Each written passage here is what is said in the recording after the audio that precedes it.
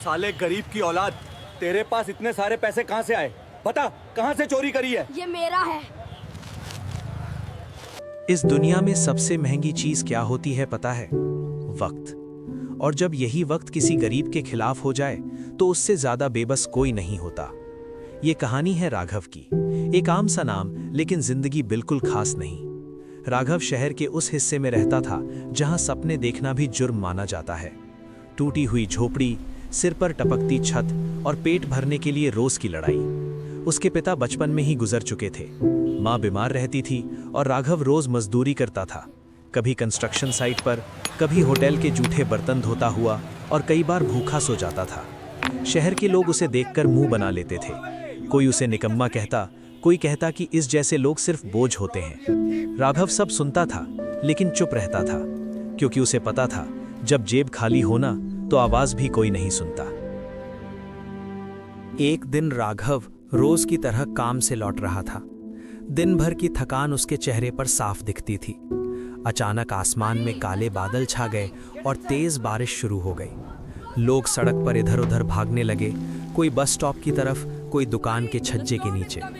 राघव भी भीगता हुआ सड़क के किनारे आ खड़ा हुआ। उसकी नज़र पास ही पड़े कूड़े के ढेर पर गई। वहीं उसे एक पुराना सा बैग दिखा। बैग पूरी तरह भीगा हुआ था और देखने में काफी भारी लग रहा था। राघव ने पहले बैग को इग्नोर करना चाहा, लेकिन पता नहीं क्यों उसके कदम वहीं रुक गए। उसने चारों तरफ देखा। सड़क पर भीड़ थी, लेकिन उस बैग पर किसी का ध्यान नहीं था। आखिर उसने धीरे से बैग उठाया। बैग हाथ में आते ही उसके चेहरे पर हैरानी आ गई। बैग वाकई बहुत भारी था। राघव ने बैग को थोड़ा सा खोला और झांककर अंदर देखा। अगले ही पल उसकी सांसें तेज हो गई। बैग के अंदर नोट ही नोट भरे हुए थे, लाखों रुपए।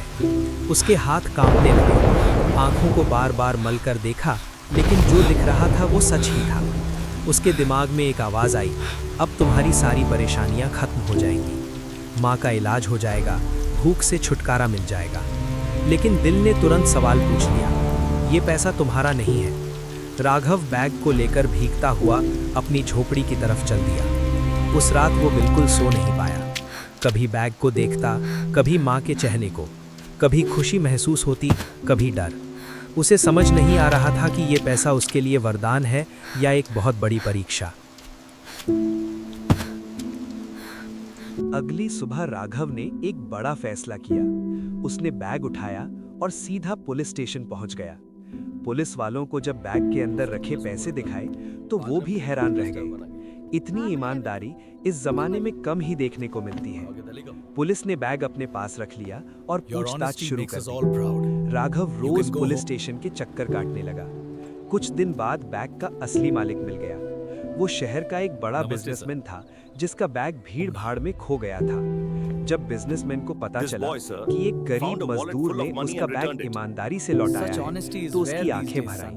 उसने राघव को अपने सामने बिठाया और ध्यान से उसकी बात सुनी। फिर धीरे से कहा, तुमने सिर्फ पैसा नहीं, मेरा भरोसा लौटाया है। बिजनेसमैन ने राघव को अपनी कंपनी में नौकरी दी, साथ ही वादा किया कि उसकी माँ का इलाज भी करवाएगा।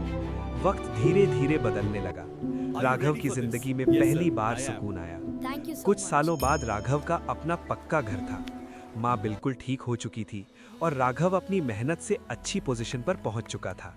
वही लोग जो कभी उसे निकम्मा और बेकार कहते थे, आज उसे इज्जत की नजर से देखते थे। राघव को अब समझ आ गया था कि जिंदगी गरीबी से नहीं, फैसलों से बनती बिगड़ती है।